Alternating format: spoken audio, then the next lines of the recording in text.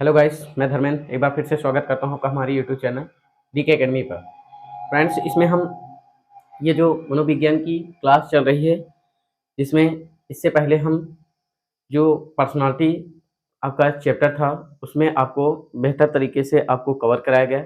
Personality के बारे में पूर्णतः आपको जानकारी कराई गई कि पर्सनालिटी यानी व्यक्तित्व तो है क्या चीज़, उसकी मीनिंग और डिफिनीशन के बारे में हमने जाना, उसकी विशेषताओं के बारे में थोड़ा बहुत हमने चर्चा की और उसके प्रकार तथा उससे रिलेटेड जो भी टेस्ट वगैरह थे, यानी पर्सनालिटी टेस्ट जो होता है, इसमें टैट सी टैट ना, यानी टैट जो आपका प्रासंगिक बोध परीक्षण है ना, तो इस तरह से उसमें जो भी सारी चीजें थी उसको हमने यहाँ पे देखा। अब आज इसमें आपका मनोविज्ञान पर जो आपका 31वां लेक्चर है, वो आपका मेजरमेंट पर आता है। किस पर है? मेजरमेंट पर, यानी मापन। आज हम इसमें मापन पर चर्चा करेंगे। मापन के बारे में देखेंगे कि मापन है क्या चीज, है ना। मापन का, क्योंकि ये एक इम्पॉर्टेंट टॉपिक है और इससे पिछली वैकेंसी में, यानी जो आपके 69,000 शिक्षक भर्ती हुई थी, उसमें रिलेटेड एक यहाँ से एक क्वेश्चन आपका आया था। तो इसलिए हम इसको अहम, यानी बहुत ही इम्पोर्टेंट मानकर इसको हम पढ़ेंगे। इसमें आपका जो भी मोस्ट इम्पॉर्टेंट पॉइंट्स होंगे उनको हम जरूर देखेंगे। तो इसमें मापन देखेंगे, मापन है क्या चीज, मापन की विशेषताएं, या फिर मापन के जो प्रकार और मापन के स्तर हैं, इनके बारे में हम देखेंगे। ठीक है, तो इधर उधर की बहुत ज्यादा बातें न करते हुए हम डायरेक्ट इसमें टॉपिक पर आते हैं। जो आपका मापन है, ये है क्या चीज। ठीक है, ऐसे में जनरली अगर देखा जाए तो मापन, जैसे आप अपने फैमिली में या परिवार में आप कह सकते हैं कि जो बूढ़ बुजुर्ग होते थे, वो बताते होंगे कि हमारे जो शादी हुई वह ऐसे पहले इस तरह से नहीं होती थी, है ना, बहुत तरह है। तो उसमें क्या होता था कि वो किसी डंडे से भी यानी लड़की और लड़के को मापा करते थे डंडे से, या फिर ये जो होता है ऐसे, इसको बीता कहते हैं ना, तो इस तरह से उसको ऐसे मापते थे। जब दोनों लड़के और लड़की जो होते थे वो बराबर होते थे, तो वो उनको क्या करते थे, ये शादी के यानी इनकी शादी हो सकती है ना। तो उसमें अगर फर्क होता था तो नहीं कहते थे। तो उसको वह भी एक मापन का वो भी इकाई मानी जाती थी, लेकिन अब उसको बहिष्कृत किया गया है, यानी अब उसको मापन की इकाई में नहीं रखा गया है। ठीक है, तो वह भी एक मापन का ही एक इकाई होती थी, लेकिन अब ऐसा नहीं होता है। ठीक है, तो यहाँ पे समय के अनुसार सभी चीज़ों को अपडेट अब कर दिया गया है। तो इस यहाँ पे हम देखेंगे कि मापन है क्या चीज़। ठीक है, अगर मापन देखा जाए तो सही चीज़ तो यह है कि नियमों एवं यानी नियमों के अनुसार जो व्यक्ति या वस्तुओं को प्रतीकों में व्यक्त करना, है ना। व्यक्ति या वस्तुओं अथवा कह सकते हैं घटनाओं को, यानी वस्तुएं एवं घटनाओं को प्रतीकों में व्यक्त करना ही क्या है, मापन है। या फिर कह सकते हैं कि वास्तव में मापन के द्वारा व्यक्तियों या वस्तुओं में उपस्थित किसी गुण अथवा विशेषता का वर्णन करना, और ये वर्णन जो है गुणात्मक और मात्रात्मक दोनों रूप से हो सकता है। अर्थात कह सकते हैं कि जो मापन, अगर देखा जाए कि मापन के प्रकार जो होंगे वह गुणात्मक और आपके मात्रात्मक दोनों हो सकते हैं। इसमें यह बताया गया, जैसे बताया गया है कि व्यक्तियों को लिंग भेद के आधार पर पुरुष अथवा महिला कहना, ये भी क्या है, ये भी एक मापन ही है। यानी व्यक्तियों को लिंग भेद के आधार पर पुरुष अथवा महिला कहना, ये भी क्या है, एक मापन, वो भी किस प्रकार का, गुणात्मक मापन। और इसमें इसके आगे और दिया गया है कि और जब किसी व्यक्ति या वस्तु के गुण अथवा विशेषता को मात्रात्मक रूप से उसका वर्णन किया जाता है, तो वही क्या होता है, वही आपका मात्रात्मक मापन होता है। अर्थात इसमें जैसे जैसे कह सकते हैं यहाँ पे, जैसे जैसे आप कहो कि राम की लंबाई 5 फीट 10 इंच है, 5 फीट 10 इंच है। तो यह क्या है, ये इसकी जो व्यक्ति है, इसकी विशेषता को वर्णित किया गया है, यानी इसकी विशेषता का वर्णन किया गया है, और वो भी संख्यात्मक रूप से। इसलिए यहाँ पे ये क्या है, ये मात्रात्मक मापन का उदाहरण होगा। अर्थात कह सकते हैं, अगर यहाँ पे देखा जाए कि मापन के प्रकार को देखा जाए तो यहाँ पे मापन के दो प्रकार बताए गए हैं। कौन कौन से? नंबर एक गुणात्मक मापन, गुणात्मक मापन, और नंबर दो जो है वह है आपका मात्रात्मक, मात्रात्मक मापन। ठीक, यानी गुणात्मक मापन और मात्रात्मक मापन। गुणात्मक मापन में जो है कैसे या किस प्रकार, कैसे या किस प्रकार, किस प्रकार के प्रश्न का उत्तर देगा। ठीक है, गुणात्मक मापन जो होगा वह कैसे या किस प्रकार के प्रश्न का उत्तर देगा, लेकिन मात्रात्मक में कितना, हाउ मच, कितना के प्रश्न का उत्तर, यानी हाउ मच के प्रश्न का उत्तर इसमें देगा। तो अर्थात अगर देखा जाए तो मापन के कितने प्रकार होते हैं, वह मापन के आपके दो प्रकार बताए गए हैं, गुणात्मक मापन और मात्रात्मक मापन। ठीक, गुणात्मक मापन में क्या होता है, कैसे या किस प्रकार, यानी व्यक्ति, मान लीजिए जैसे कह दिया जाए कि राम गोरा है ना, या राम लंबा है, तो राम कैसा है, तो ये आपको गुणात्मक मापन में आएगा। लेकिन राम की लंबाई 5 फीट 10 इंची है, यानी 5 फीट 10 इंच है, तो अब उसकी जो लंबाई यानी उसका जो गुण था उसको मात्रात्मक रूप में उसका वर्णन किया गया, इसलिए वो क्या होगा, मात्रात्मक मापन होगा। ठीक, तो मापन से रिलेटेड हमने ये थोड़ा सा पॉइंट आपको बताया, समझाने का प्रयास किया कि मापन सही चीज में किसको कहा जाता है। अब इसमें मापन में के कुछ चर होते हैं ना, पहले चर क्या चीज है उसको देखेंगे, फिर मापन के जो चर बताए गए हैं कितने होते हैं उसको भी हम देख लेते हैं। तब तक आप इसको चाहे नोट डाउन कर लीजिए या फिर इसका स्क्रीनशॉट ले लीजिए।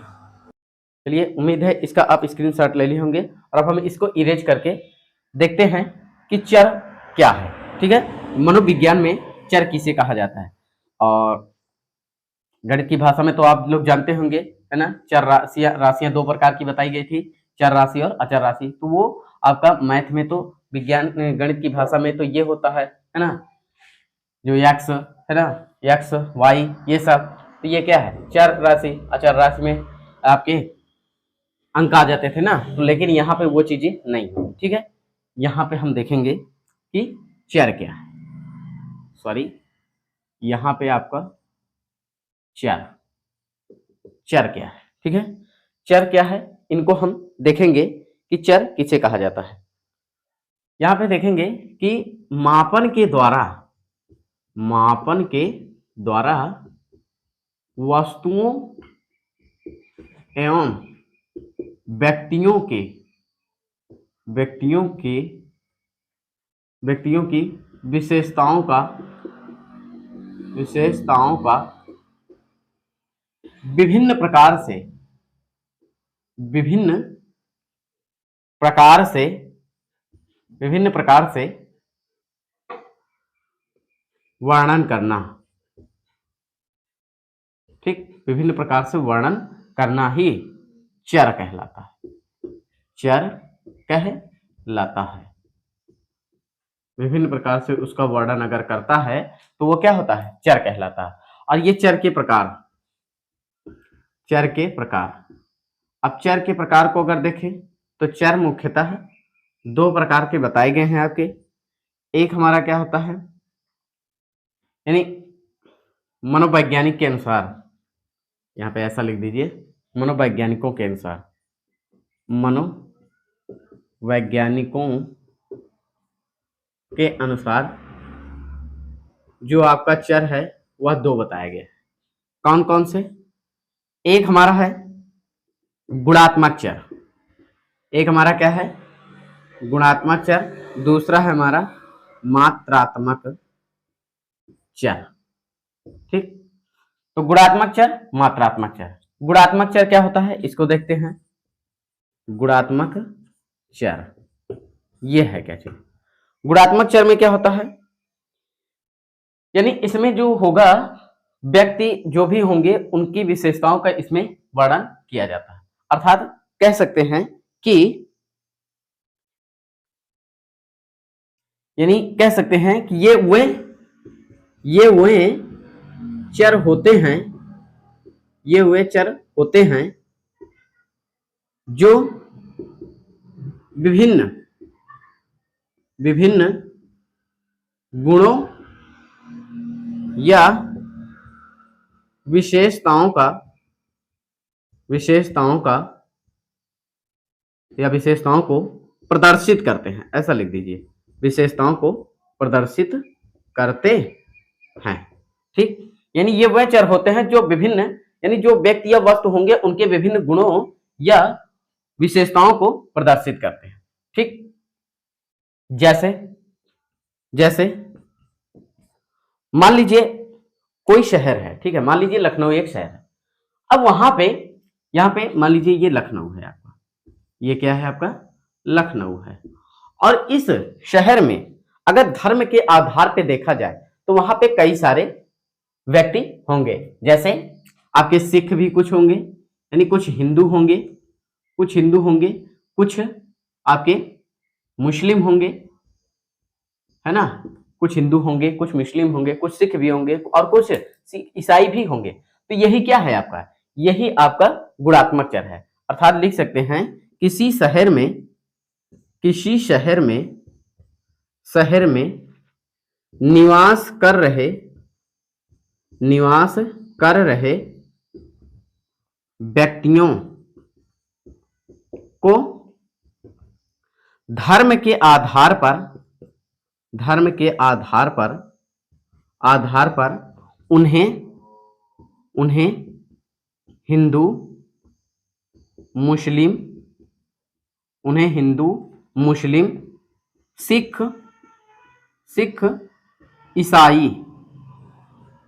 और ईसाई कहना।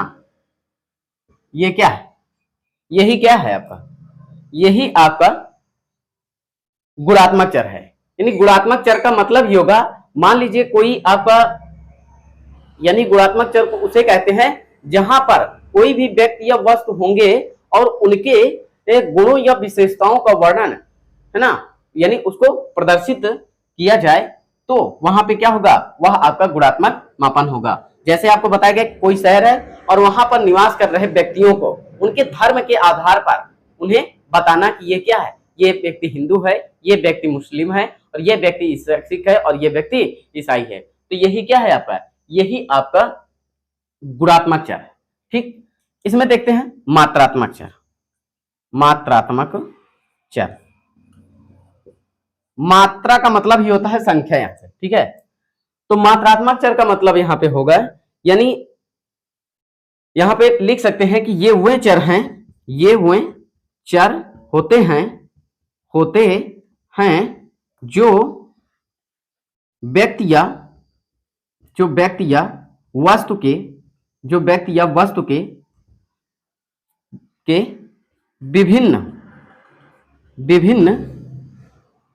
विभिन्न गुणों या विशेषताओं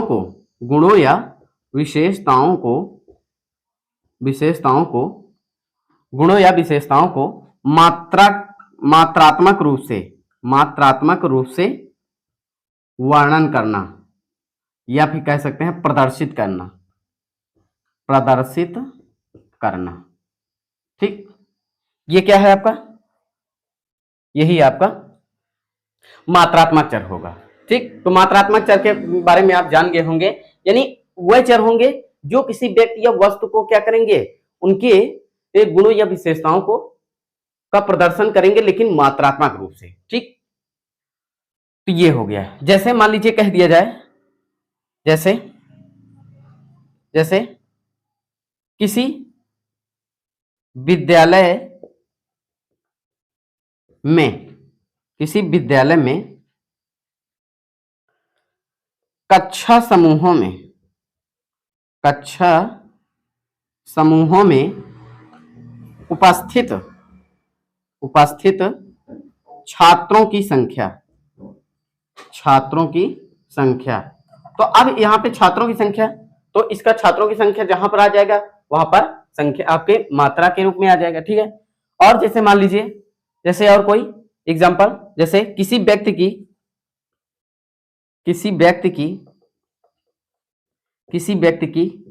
मासिक आय, है ना, किसी व्यक्ति की मासिक आय, तो ये क्या है आपका, ये आपका मात्रात्मक चर होगा।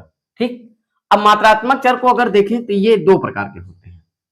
ठीक है, कितने मात्रात्मक चर, यहां पे मात्रात्मक चर जो होगा वह दो प्रकार का है। अब वे कौन कौन से हैं? नंबर एक, मात्रात्मक चर जो होता है वह आपका दो प्रकार का बताया गया। नंबर एक, सतत चर। सतत चर, ये सतत चर क्या है? इसमें ये होता है सतत चर। सतत का मतलब होता है लगातार, अर्थात यहां पे लिख सकते हैं कि सतत चर है क्या चीज। ठीक है, सतत चर के बारे में हम देखेंगे कि होता क्या है। यानी यहां पे लिख सकते हैं कि ये वे चर होते हैं, ये वे चर होते हैं जो किन्हीं दो मानों के बीच, किन्हीं दो मानों के बीच कोई भी मान धारण कर सकते हैं। ठीक है, यानी सतत चर क्या होंगे? यानी वे चर होंगे जो कोई आपका दो बिंदु होगा और उन दो बिंदुओं के बीच कोई ना कोई मान फिक्स होता है। ठीक है, यानी कोई ना कोई मान आप बता सके, यही क्या होगा? यही आपका सतत चर होगा। जैसे मान लीजिए कोई हम लिख दे रहे हैं, जैसे एक ये है 30 है, 31 है, 32 है, 33 है। ठीक है, आपको यहां पे दे दिया गया। अब आपको बताया जाए कि इनके बीच आप संख्या है। मान लीजिए यहां पे कह दिया जाए कि आप 30 और 32 के बीच आप कोई मान बताइए, तो आप क्या बताएंगे? 31 होगा। यानी यह मान आपका पूर्ण रूप से भी हो सकता है और दशमलव में भी आ सकता है। मान लीजिए ये 30 और 32 के बीच कोई मान धारण हो गया 31, लेकिन अगर यहीं पे कह दिया जाए कि आप 30 और यानी 30 व 31 के बीच मान बताइए, तो क्या होगा? 30 और 31 के बीच। अब यहां पे देखिए, अब यहां पे भी आपका मान धारण किया जा सकता है। जैसे 30 व 31, तो 30 के बाद हम लिख सकते हैं 30.01, है ना, 30.01 और 30.02, 30.03, है ना, ऐसे ऐसे करके ये आपका लास्ट में 30.99 और एक आपका आ जाएगा 31।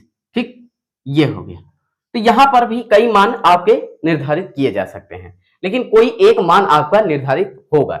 तो यहां पे 30 और 31 के बीच एक मान आपका क्या होगा? यहाँ पे 31 है। ठीक है, तो इसके और इसके बीच बहुत से मान होंगे। 30.1 भी होगा, 01 होगा, 30.02 होगा ना, तो इस तरह से आपके फिक्स होते हैं।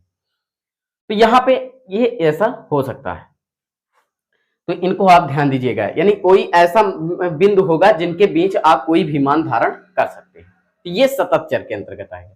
एक आपका बचा है असतत चर, उसके भी बारे में हम देख लेते हैं। तब तक चाहे आप इसका स्क्रीनशॉट ले लीजिए। उम्मीद है ये आपकी समझ में आ गया होगा।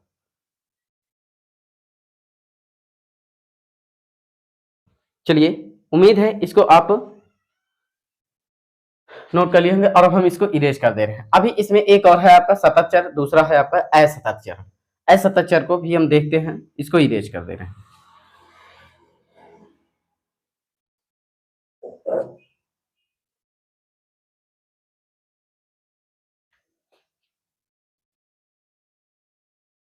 असतत चर, ठीक, असतत चर क्या होता है? यहाँ पे असतत चर को हम देखते हैं कि मात्रात्मक चर में असतत चर क्या है? असतत चर, असतत चर, असतत चर। वहां पे सतत चर में क्या होता था? किन्हीं दो के बीच मान आप धारण कर सकते हैं, लेकिन यहाँ पे इसका उल्टा हो जाएगा, कोई भी मान इसमें दो के बीच धारण नहीं कर सकते। जैसे मान लीजिए, यानी कोई ये वे चर हैं, लिख सकते हैं ये वे चर हैं जो किन्हीं दो के बीच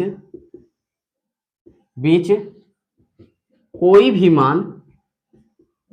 मान धारण नहीं किया जा सकता, धारण नहीं किया जा सकता। ठीक, कोई भी मान आप धारण नहीं कर सकते। जैसे जैसे मान लीजिए कह दिया जाए विद्यालय में कमरों की संख्या, विद्यालय में कमरों की संख्या मान लीजिए 8 होंगे या 10 होंगे, है 8 या 10 होंगे, 8 कमरे 10 कमरे, है ना। लेकिन अगर ये कह दिया जाए 8 कमरे या 10 कमरे, या अगर ये कह दिया जाए कि 10.5 कमरे हैं, है ना, 10.5 कमरे हैं, या फिर 8.4 कमरे हैं, तो ऐसा है, ऐसा बिल्कुल नहीं होगा, है ना। विद्यालय में कमरों की संख्या, या फिर लिख सकते हैं विद्यालय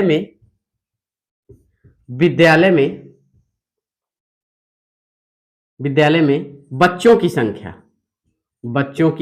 संख्या, है ना। यहां पे पूर्ण संख्या आपकी मानी जाएगी, कोई भी होगा किसी भी परिस्थिति में असतत चर में, यानी मात्रात्मक चर का जो असतत चर है वहां पे आपको केवल पूर्ण संख्या माननी होगी, ठीक। अगर पूर्ण संख्या किन्हीं दो के बीच धारण हो सकता है तब तो समझ लीजिए होगा, है ना। यानी और मान लीजिए दशमलव में आ रहा है तो वो आपका नहीं होगा, ठीक। तो यहाँ पे आपका पूर्ण संख्या ही केवल मानी जाएगी। या तो विद्यालय में 10 कमरे होंगे या 12 कमरे होंगे, लेकिन कहिए 10.5 कमरे हैं या 11.5 कमरे हैं, ये नहीं होगा, ठीक। विद्यालय में 200 बच्चे हैं, 400 बच्चे हैं, लेकिन ये कह दीजिए 200.3 बच्चे हैं, है ना, 400 दशमलव ना, तो ऐसा नहीं होगा। 250 लड़के हैं, ठीक है, 250 कह सकते हैं, ये आपका गिनती में होगा। 250 भाई, कमरे में 250 बच्चे हैं या विद्यालय में 250 बच्चे हैं तो ये पूर्ण है। लेकिन अगर ये कह दिया जाए कि 2.5 2.5 बच्चे हैं, ये नहीं है, ठीक। तो इस तरह से आपका क्या होता है, ऐसा करते हैं, ठीक। अब हम इसमें देखेंगे, उम्मीद है ये आप समझ गए होंगे। अब हम आते हैं मापन के स्तर, ठीक। तो मापन के स्तर से ही रिलेटेड क्वेश्चंस आपके होंगे, ये इसका तो बेस रहा। अब हम यहाँ पे देखेंगे मापन के स्तर, मापन के स्तर, मापन के स्तर है क्या चीज, ठीक। तो मापन के स्तर जो बताया गया है आपका 4 बताए गए हैं, यानी यहाँ पे लिख सकते हैं मापन के स्तर, स्तर कुल 4 बताए गए, ठीक। यस स्टीवेंस के अनुसार लिख सकते हैं, यस स्टीवेंस, यस स्टीवेंस के अनुसार, यस स्टीवेंस के अनुसार मापन के कुल 4 स्तर बताए गए, ठीक। यहां पे आप चाहे इसका ट्रिक देख सकते हैं, ट्रिक क्या है आपकी, नकाउ, नकाउ, ठीक है, ये नकाउ, नकाउ, ठीक। ये 4 आता है। इसमें पहला क्या है, न से नामित स्तर, नामित स्तर, ठीक। ये इसका एकदम क्रम है, ठीक है, नामित स्तर, क्रमित स्तर, क्रमित स्तर, ऐसे आंतरित स्तर, आंतरित स्तर, ठीक है। एयू से आनुपातिक, आनुपातिक स्तर। तो एस स्टीवेंस ने मापन के जो स्तर बताए वह 4 बताए, कौन कौन से, नक्काऊ, है ना, नामित स्तर, क्रमित स्तर, ए से आंतरिक स्तर, एयू से आनुपातिक स्तर, ठीक। तो उम्मीद है ये मापन के स्तर के क्रम आपको पता होंगे, ठीक है। यहाँ पे इसको आप, इसका जो क्रम है इसको जरूर ध्यान दीजिएगा, ठीक है, क्योंकि हम इसको क्रम से ही पढ़ने वाले हैं, है ना। तो उम्मीद है ये भी आप समझ गए होंगे। तब तक चाहे इसका आप स्क्रीनशॉट ले लीजिए और उसके बाद एक एक करके, ये नामित स्तर है क्या चीज, क्रमित स्तर क्या है, आंतरिक स्तर है और अनुपातिक स्तर क्या है, इसको हम देखते हैं, ठीक है। तो उम्मीद है इसको आप इसका स्क्रीनशॉट ले लीजिए। चलिए, उम्मीद है इसका आप स्क्रीनशॉट ले लिए होंगे और अब हम इसको इरेज करके यहाँ पे एक एक स्तर को लेकर चलेंगे। मापन का जो स्तर है उसमें से एक एक स्तर को लेकर चलेंगे, ठीक है। यहाँ पे नंबर 1 है हमारा, नंबर 1 है नामित स्तर। क्या है, नामित स्तर, ठीक। इसके बारे में देख लेते हैं, ठीक है। यहाँ पे इसको देखेंगे, यह मापन का प्रथम व सबसे कम परिमार्जित स्तर है, परिमार्जित यानी मापन का प्रथम व सबसे कम परिमार्जित स्तर है। ठीक, ये नामित स्तर हो गया आपका। अब इसमें देखेंगे और भी,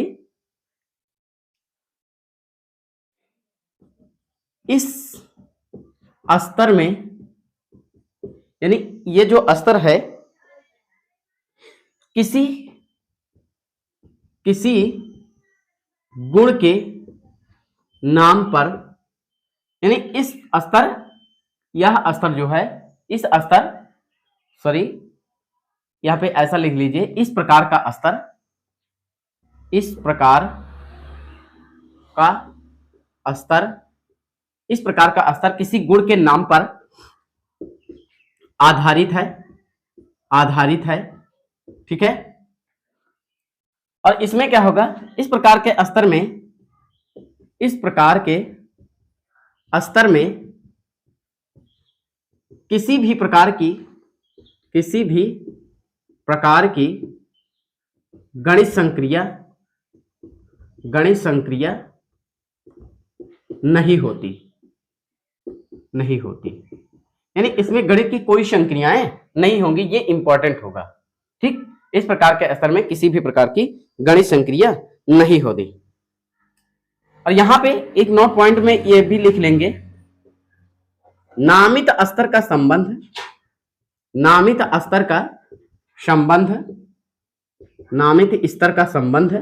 गुणात्मक मापन से, ये मोस्ट इंपॉर्टेंट होगा, गुणात्मक मापन से है।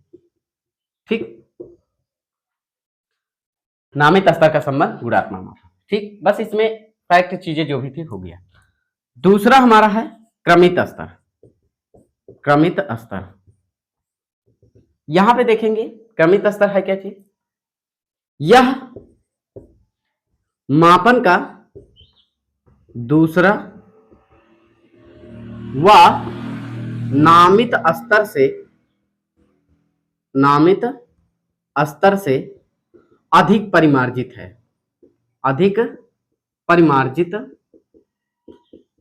होता है। ठीक, अधिक परिमार्जित होता है। यहां पे इसमें देखेंगे और भी चीजें, इसमें किसी घटना या तथ्य को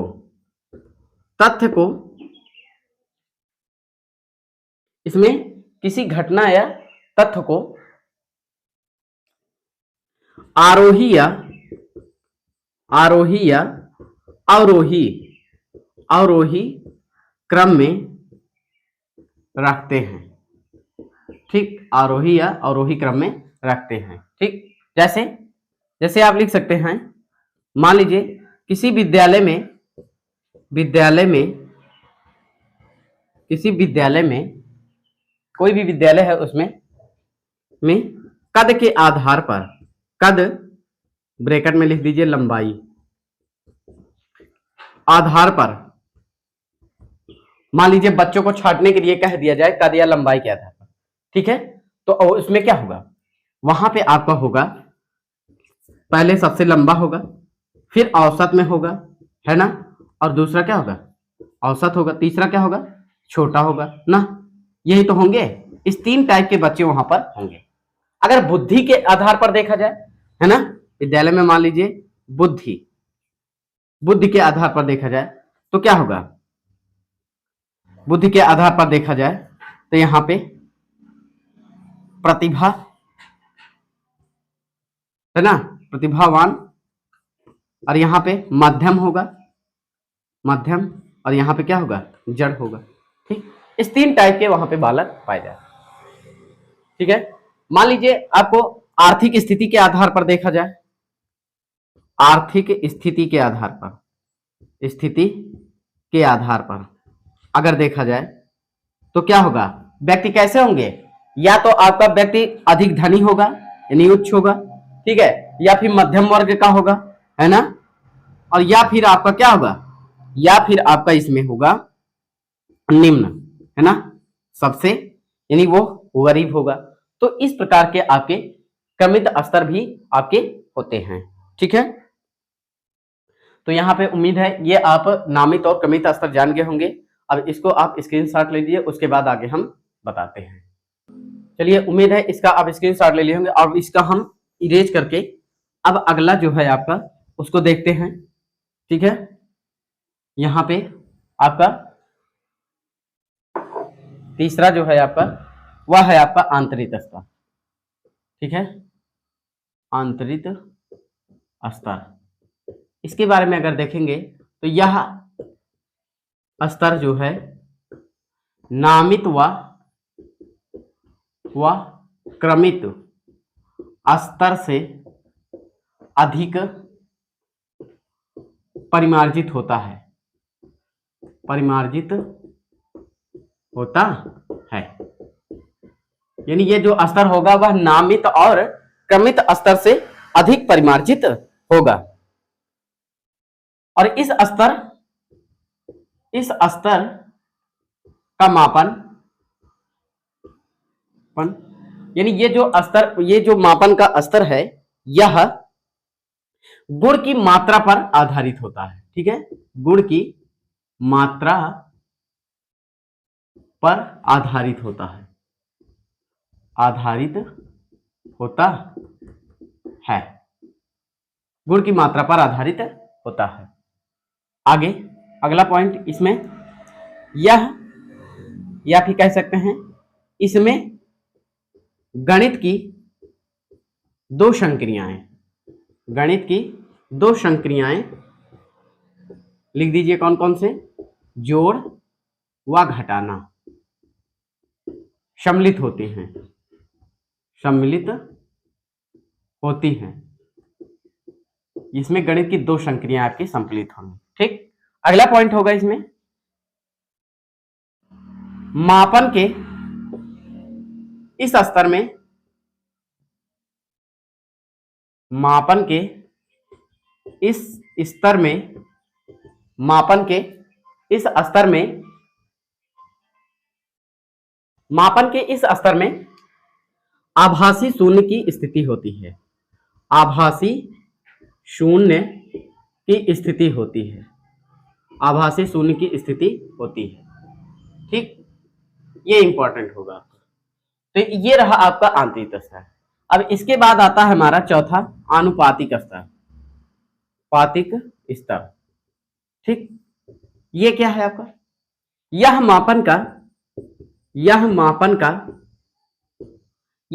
का उच्च स्तर है, उच्च स्तर है। ठीक है, इसमें परम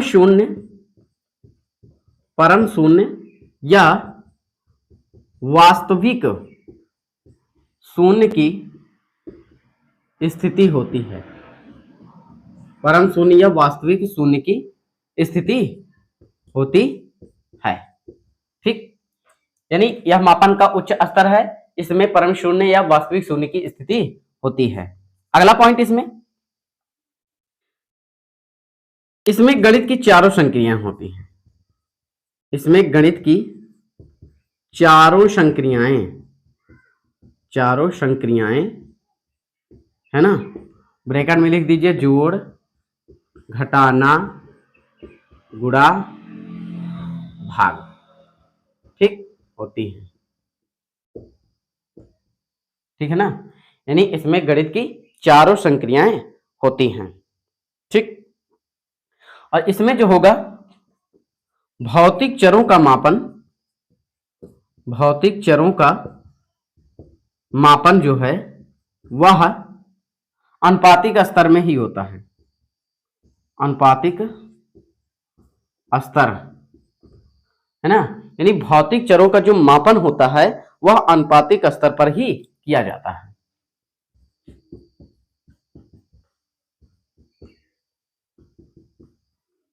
ठीक, तो इस तरह से हमने देखा, अनुपातिक स्तर को भी हमने देख लिया। अब यहाँ पे जो भी मापन के जो भी फैक्ट्स आपके थे वो आपको बता दिया गया, इनको जरूर ध्यान दीजिएगा। ये चीजें है ना, आभासी शून्य, परम शून्य है ना, या वास्तविक शून्य, इनको जरूर आप ध्यान दीजिएगा। कि यहाँ से क्वेश्चंस आपके यहीं से बने थे पिछली बार सुपर टेट में, ठीक। तो इनको आप जरूर देखिएगा। तो हमने जो आपका इम्पोर्टेंट चीजें थी जो भी मापन में, तो उसको हमने कवर कर लिया है। अब इसके नेक्स्ट डे जो आपका चलेगा वह आपका होगा इनक्लूसिव एजुकेशन, है ना, यानी समावेशी शिक्षा। उसके बारे में हम चर्चा करेंगे और उसके बाद धीरे धीरे ऐसे हम समापन की ओर बढ़ रहे हैं, ठीक है। तो उम्मीद है यह वीडियो आपको अच्छा लगा होगा और इसके बाद हम नेक्स्ट वीडियो में नेक्स्ट टॉपिक के साथ मिलेंगे। तब तक के लिए मेरे साथ बने रहिए। Goodbye, take care, thank you so much.